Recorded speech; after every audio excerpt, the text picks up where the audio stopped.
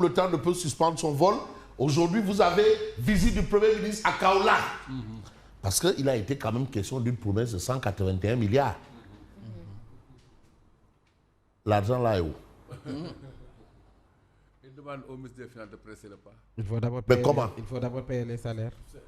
C'est la question que l'on se pose. Non, parce que moi, je sais que ce genre de dépenses, la dernière LFR, c'était, je ne sais pas, j'ai vérifié, oui. C'était dans la dernière LFR, les 181 milliards. Ah si, Simon, tu dois savoir. Non, en tant que directeur de la programmation budgétaire, Simon. La dernière LFR, là, il y a eu 181 milliards quelque part. Ou alors le 31. Ou alors Gibi, ça va venir d'où? Ah, demain là, tu es donc là. Parce que aussi, quand même, l'argent. 2026. Ouais. Diomaye a ordonné que l'année budgétaire démarre depuis le 2 janvier. Ouais. Disons de l'année budgétaire 2026. 2026. Ouais. Ça, c'est prévu dedans. Ah non, budgétaire, il faut prévoir. C'est-à-dire, même si les Lions sont qualifiés pour la Coupe du Monde, là, c'est dans le budget. C'est déjà dedans.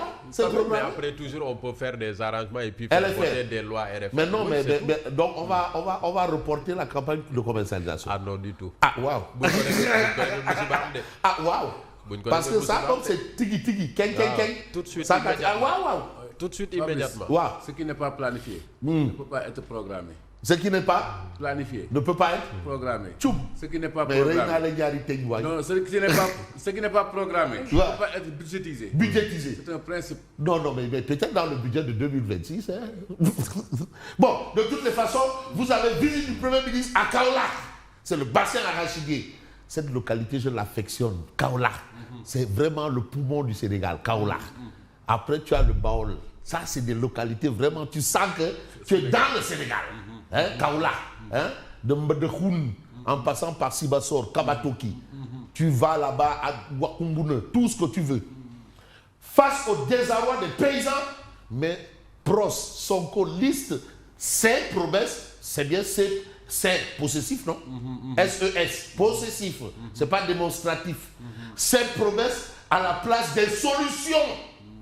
Parce qu'en réalité, là-bas, les gens attendent des solutions.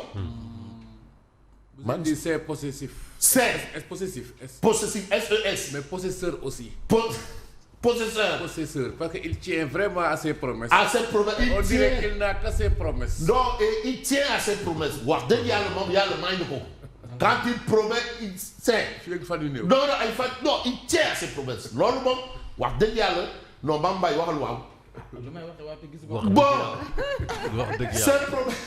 c'est promesse à la place des solutions. Parce que promesse et solution, c'est pas la même chose. Hein? Man solution là, il wout. Ah! Des paysans déçus de la visite du Premier ministre aux allures d'un folklore. Ça, c'est ce que nous dit Tribune. Nous avons besoin de mesures urgentes pour solutionner le problème. C'est-à-dire, en urgence, là, c'est pas pour faire... Non, l'urgence, c'est l'urgence. Nous avons senti une trahison. On nous a réunis pour nous humilier. Ça, c'est ce qu'a déclaré Bassirouba, tout couleur Rouba, de Arthur du Montbel. Mais il devait venir depuis le mois d'octobre ou novembre pour soulager les paysans. Tu sais, vous voyez, quand on était des gens qui passent leur temps à tricher à l'école, ils vont en 5e, ils trichent, ils vont en 4e, ils trichent, ils vont en 3e, ils trichent seconde, première, mais baccalauréat, tu coinces. Parce que ça te rattrape. lacune, ping. Mais le conseil interministériel de la commercialisation, c'est en train de rattraper tout le monde. C'est-à-dire, on a oublié un maillot de la chaîne. C'est ça. C'est ça. C'est pourquoi je vous dis que c'est un problème de planification. Alors, on reste avec Tribune. Entre leur confort et le sort du peuple. Ah oui, parce qu'il y a une situation. Moi, franchement, un député qui dit qu'il faut supprimer les bourses, lui donner un véhicule 4x4, 50 millions, il dit, mais attends. Non, c'est-à-dire, non, ça n'a rien à voir avec l'actualité. J'ai lu Kubrek. Ça s'est passé au Burkina. Il y a un député qui avait demandé qu'on supprime les bourses. Et, le député va recevoir un véhicule de 50 millions, mais pour nous, 0 km. Pourquoi il n'a pas demandé la C'était au Burkina. C'est ça, c'est passé au Burkina. Ce député-là a trahi Sankara. A trahi Sankara. Thomas Sankara. Au pays des hommes intègres. Vraiment, il a trahi Thomas Sankara. Donc, au pays du Djoubdjou, des hommes intègres, il a trahi Sankara. Bon, les députés de la 14e et de la 15e législature sont kiff. Borigo, pour parler le français tirailleur. Borigo, kiff. Alors, les populations attendent des propositions de loi qui impactent leur vécu. Un bon député doit être au service des intérêts du peuple. Une assemblée de rupture, de vote et des lois taillées sur mesure. Mat Boutoy. Donc, tu sais, l'histoire revient toujours en surface. Et vous avez ici le gamou de Taïba Diassène, un grand gamou. Parce que Taïba, c'est le berceau de la faïda. Taïba Diassène. Gamou international, Baï Cheikh Mamour Insa. Le prophète Mohamed paye salut sur lui, un modèle et un message universel réaffirmé. Nous, on va continuer à évoluer par rapport à l'actualité. Et Direct 12 nous dit en visite dans le bassin arachidier, Ousmane Sonko minore les résultats de Boubou Diagne. Alors, j'ai attribué les félicitations adressées au ministre de l'Agriculture car la production agricole qu'il a réalisée n'est pas une performance qualitative. On a augmenté les superficies à cultiver, mais le rendement à l'hectare n'a pas évolué. Ça, c'est... Je serai content lorsque le ministre aura réussi à produire 2 tonnes à l'hectare sur tout le territoire national. Ça, c'est le premier ministre qui parle de son ministre de l'Agriculture. Et aujourd'hui, Ousmane Sonko minore. Donc, il est en dessous de la moyenne. En dessous de la moyenne. C'est-à-dire qu'il a 4,5 sur 10. 4,5 ou bien 9,5. Hein? Donc, voilà. Voilà, il est repêchable. Admis au deuxième tour. Mais c'est le tour aussi d'un autre journal qui parle de cette actualité. Vous avez, bien entendu, le Peuple quotidien, commercialisation de l'arachide. Sonko promet encore des promesses. Parce que c'est des solutions. Premier ministre, quand il va quelque part, c'est pas pour promettre. Surtout dans le cas, surtout en l'espèce des SAD. Vraiment. Simon. Le poste de santé Momi Dani Gueye de Sanoussi.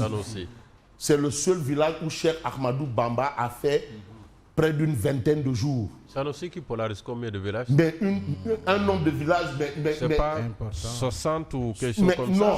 Non. Ils attendent ce poste de santé. Aujourd'hui, dans son adresse à la nation, le président 53 a dit villages. 53 villages. 53. Ouais. Chaque matin, les gens passent par le poste de santé pensant qu'ils vont le trouver ouvert. C'est juste affréter du personnel de santé. Rien que ça. Pas plus. On dit à Wolof bu sëgg yombay. On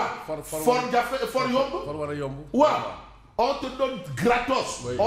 Voilà quelqu'un barangay social. Il a pris, il a donné gratuitement. Mais même quand tu donnes gratuit, ils ne veulent pas. Mais finalement, c'est quoi même? L'infirmerie du plus grand lycée de Mbaké. De Mbaké? Avec au moins 3000 élèves. Mais attends, mais aujourd'hui, il faut régler ça. Ouais. Ce n'est pas un homme politique. Beaucoup fait, il n'est ni politique, ni politicien. Bien sûr. Lui, il est là que pour servir son peuple. D'abord, c'est Itouba. Ça, j'enseigne, c'est Itouba. Hein?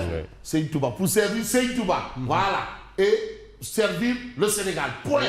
C'est des solutions, c'est Itouba. Clé en main. Voilà. Ça aussi. Monsieur le Président, ça aussi. Dites au ministre de la Santé que, ben, écoute, envoie du personnel là-bas. Oui. C'est prêt. Oui. Bon. Commercialisation de l'arachide, Sonko promet encore des promesses. Ça, c'est ce que nous livre le Peuple quotidien ce matin. Mais ce matin, vous avez en relief. Waouh. Waouh. Coule Feslo. Alors, leader de conviction. Attention, vous avez tous les leaders. Il y a des leaders bongoman. Il y a des leaders, mais leaders de conviction. Ah, leader bongoman.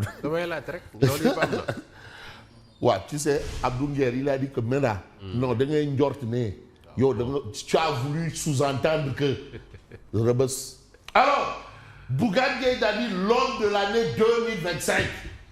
leader de conviction, entre rigueur entrepreneuriale, vision médiatique et engagement social au service des oubliés. Bougane Gueye Dany, patron de D-Média, vision, rigueur et bien entendu indépendance. Donc, engagement social fort et leadership assumé avec Gumsobom le Djabar. Ça, c'est ce que nous livre en relief. Mais vous avez aussi Anta Babacar Ngom, de Nko Tognak, Tognenko. Finalement, elle a été rétablie dans ses droits. Il est question d'hypothèque frauduleuse au niveau des Almadies. Finalement, elle a été rétablie dans ses droits. Voilà.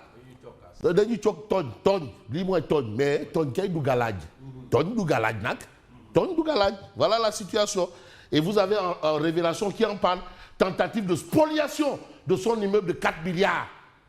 Anta Babacar Ngom remporte son procès en appel. Mais Tony aussi du galage.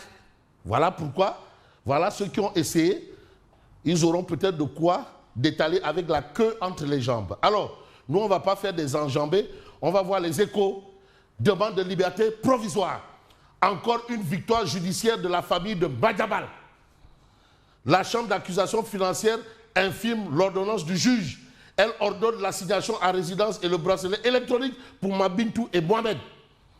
Des conditions strictes imposées par le juge. Vous avez ce fait. L'autre fait, c'est Farbangom. Demande de main levée du mandat de dépôt portant sur les rapports médicaux. Farbangom édifié lundi prochain. Lui-même, il a dit bracelet, dédit. Il n'en veut pas. Un verdict fondateur de la Cour suprême attendu par tous les spécialistes. Le respect des conclusions des médecins au cœur de la décision. Ça, c'est ce que nous lit bien entendu les journaux. Et vous avez ici un autre journal qui parle un peu de l'actualité. Échec de la campagne de commercialisation de l'arachide, un secteur en ruine. Et l'interrogation, c'est quoi? Est-ce que ce n'est pas Mabouba Diagne, l'épine dans le pied, ou le fardeau du duo Diomaye Sonko? Nous avons notre ami cher Amadou Bambasso, qui a été à la 4e édition Teranga. Voilà, il a été honoré. Raya Teranga, honoré. Ça, c'est lui l'avocat du Made in Sénégal. Voilà, grâce, grand rassemblement des artisans du Sénégal. Il a été honoré, parce que quand même, il est en train de faire son petit bout de chemin. Chemin faisant, on va essayer de voir Odia, où il est, je ne sais pas où il est, si vous pouvez m'aider, parce que Odia, parfois, il joue aussi son rôle. C'est le cuisinier, c'est El Malik. Voilà, lui aussi a mangé du croco, cuistot personnel, dessert. Au prochain menu, on va balayer devant notre porte. C'est le cuisinier de classe parlementaire. De classe parlementaire, brique. Non, attends, franchement, non, un député qui demande à ce qu'on supprime les bourses des étudiants pour cause de manque d'argent. On lui donne un véhicule de 50 millions. Tout neuf. Tout neuf, baisse pour 0 km. De luxe. Ah. Ah? Ah! En tout cas, merci et bonne continuation. Merci beaucoup, Lucia. À tout à l'heure pour la revue de presse. Et tout de suite, nous allons passer au journal.